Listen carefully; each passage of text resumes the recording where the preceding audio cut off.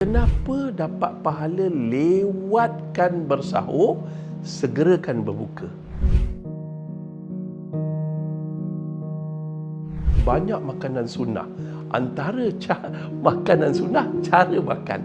Rasulullah SAW tidak makan dengan penuh perut, dengan kenyang. Nabi hanya makan dengan beberapa biji buah tamar ketika berbuka dan sahur, dan minum beberapa gelas air sahaja. Kita habis satu meja. Air tebu, air kelapa, cincau, soya, macam-macam air saja. Belum lagi makanan, buah Melaka, buah cekodok, apa semua, macam-macam kita makan.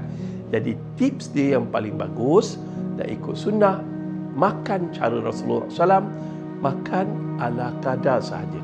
Isi perut kita 1/3 dengan makanan, 1/3 minuman, dan 1/3 biarkan kosong. Dan insya-Allah tuan-tuan, kalau boleh waktu sahur ambillah lebih sedikit makanan, dan insya-Allah waktu berbuka jangan ambil berat sangat. Cuma Ustaz nak cerita, kenapa dapat pahala lewatkan bersahur, segerakan berbuka? Kenapa? Jawapan dia, melewatkan sahur sunnah, supaya kita cepat-cepat solat subuh. Jangan lepas sahur tidur. Lepas tu menyegerakan berbuka supaya cepat-cepat kita solat maghrib. Sebab waktu maghrib tak lama. Itulah hikmahnya. Wallahualam.